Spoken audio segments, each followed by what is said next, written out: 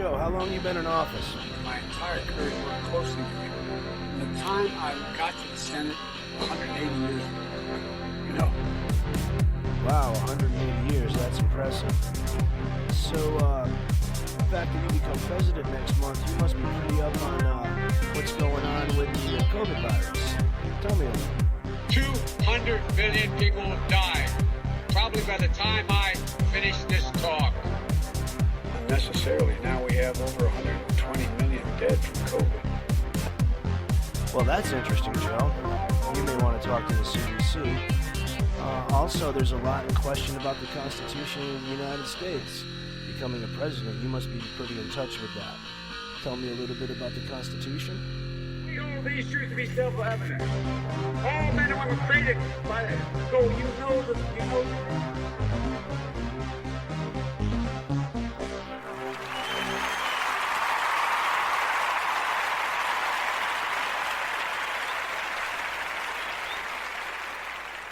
Well, good evening, everyone. My name is James Hayden. I'm your pundit or your commentator, depending on your perspective. We are sponsored by the Civis Gravis Society, which can be viewed at www.civisgravis.org. Civis Gravis is CIVISGRAVIS. I want to thank you to all of our emergency responders and military personnel. Amongst all the bullcrap going on, amongst all the people who don't want to stand up, and everyone trying to figure out who and what they are, you guys keep on keeping on. You take injuries, you get shot, you get killed. People mess with your head. You see things that are horrible that I would say 90% of the world couldn't do. Thank you very much. And I'd like to remind everybody that time is growing short. We need to convert more sheeple to people. Time is running out. Grandma China's coming in, going to micromanage us at some point. You'll see. What you're going to find out, or I think what we'll see in the future, if I word it correctly, is that Biden's going to get us into a lot of financial trouble, or Harris, because I don't foresee Biden being in office very long. And when we get real deep in financial trouble in about 2.5 to 3 years, they're going to turn to Granny China.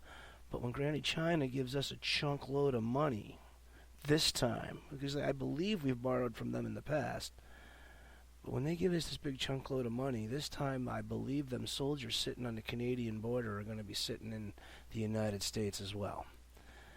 The whole thing that they've got troops sitting up there is kind of odd. And in previous, I've listed that pretty much what I think is going down.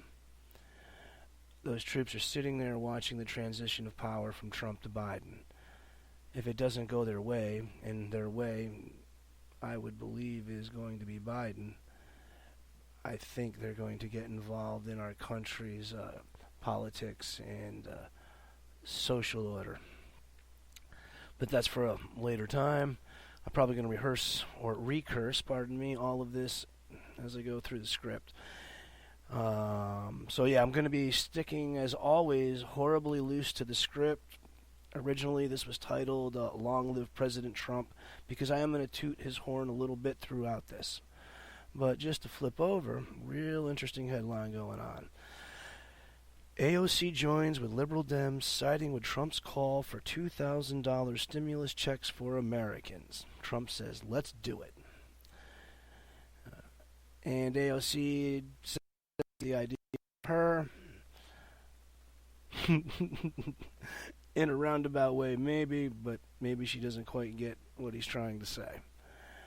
I do think it's absolutely heinous that the Dems promised the individual citizen, and I agree, there are some people hurting out there who have not gotten their jobs back, have not gotten back to the job that they had. There's a lot of people who lost their jobs and now they're back to work, but instead of 25 an hour, they're back to work at 17 an hour, and they're losing their butts.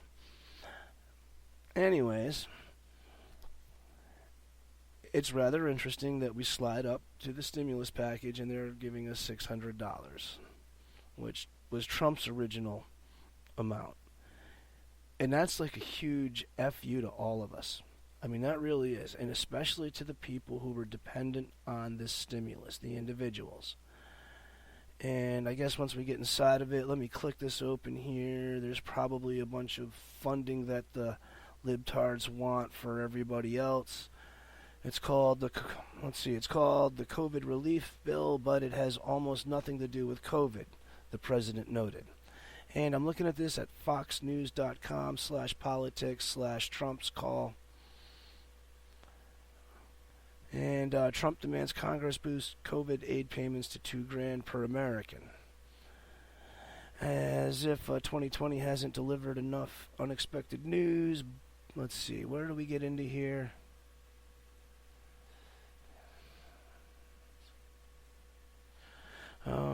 Congress has suggested a $900 million, a $900 billion plan. I'm having a Joe Biden night.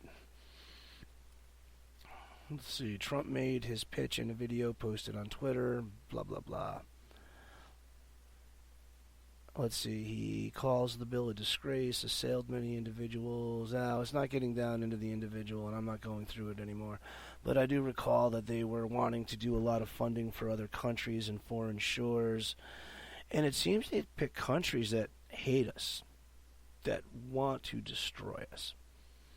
I mean, if we're considering giving aid to a country that has publicly burned our flag or thrown a shoe at our president's face, I don't know if you all remember what happened with President Bush. That was a long time ago.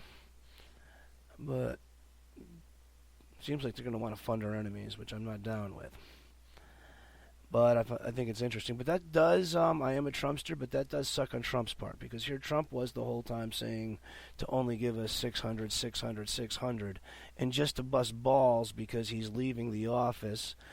And I realize he's got a sore nose for a good reason.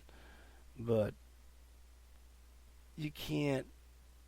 You're making a ridiculous ass out of the people who really needed a better stimulus package. And they needed it back when you were only going to give us $600. Oh, well, he hasn't done much that stinks to me.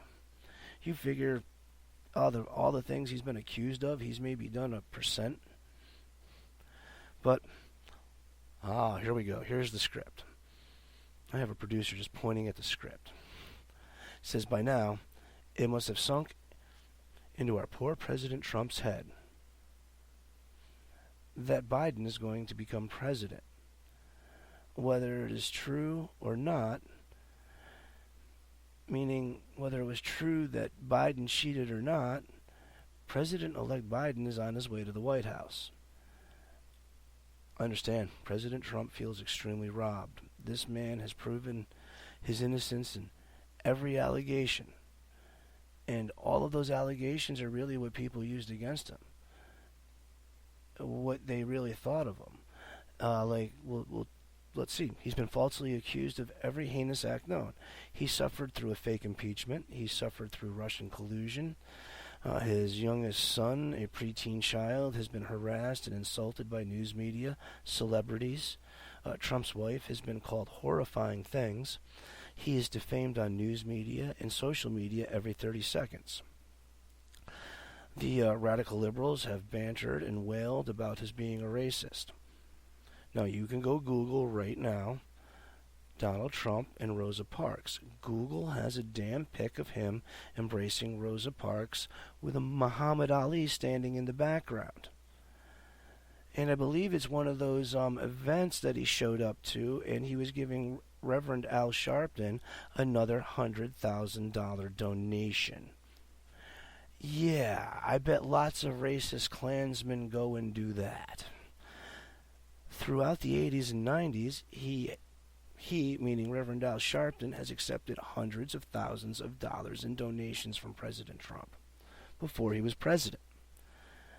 So even before he ever thought about becoming president 35, 40 years ago, he was doing very non-racial acts of kindness and goodness. And you can't say it was just for the politics of things. Well, no, it wasn't. Back then he wasn't obligated. He could have donated his money to anyone that he wanted to. If he was a racist, he certainly wouldn't have given it to black people. But let's continue on this way to the Great Egress. Let's see. President Trump managed one of the most amazing medical catastrophes that have ever occurred in human history.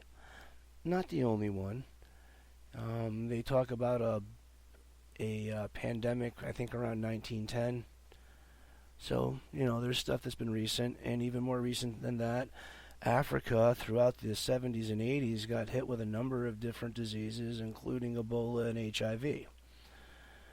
So, let's see.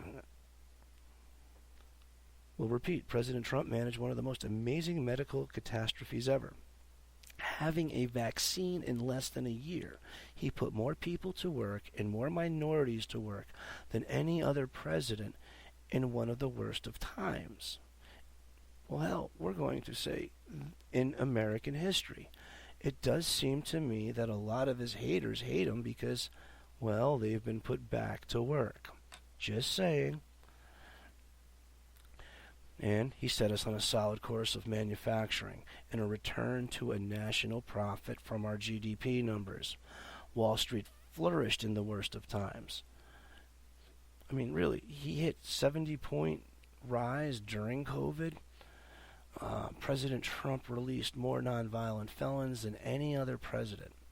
He actually put into place, got no advertisement, a program that if you went to prison on a drug sentence only, not if it contained violence where you murdered or assaulted someone, but, if you got caught with drugs and some guns, but you didn't kill, hurt, or harm anyone, and you got one of those ridiculous 40-year sentences, he has a program that you can register to that will research your situation, and if it shows you have no violent charges related to the arrest, they will, I don't know if they call it commute, but they'll shorten your sentence and let you out. That's something that everybody had been calling for, and as soon as he did it, they closed the door on that chest and locked it, meaning the media. And the whole world should have been told about that. Well, all of America, not the whole world. So anyways, let's see. Wall Street flourished in the worst of times. President Trump released more nonviolent felons than any other president. He has built our military to being very able against the new Chinese rhinoceros that has now risen. Well, it has been a slow rise, but it's standing there looking at us. Its horn is down by the ground, and that mother trucker is swiping his foot, getting ready to charge. And the horn being all those Chinese troops up on the Canadian border. I'm wondering if they're ever actually going to leave Canada. Next week, I'm going to have a phone line going. People will be able to call in because, like right now, I'd love to just reach out and say, hey, anybody out there has any information, good, bad, or evil? I'd love to argue with you, or I'd love to pat you on the back and say, way to go. And also, when I get the call-ins, even if you stomp all over me, humiliate me, and make me look like a stuttering fool, I'm still going to play it on the radio. I will have to end up censoring any profanity. I've been running this as being a non-explicit, and because we need to get young people involved. And the young people I'm referring to, I would say, starting before the voting age of around 15 and up. So it's something that they have to be able to listen to. Mom and Dad ain't going to shut off. So he set us on a great course of manufacturing. Wall Street flourished in the worst of times. He released more nonviolent felons. He has built our military to being very able against our new Chinese rhinoceros that's coming at us. President Trump has made safe our borders. That means a lot. I imagine that COVID-19 pandemic would be worse in the United States if the borders hadn't been restricted to the extent that they have been.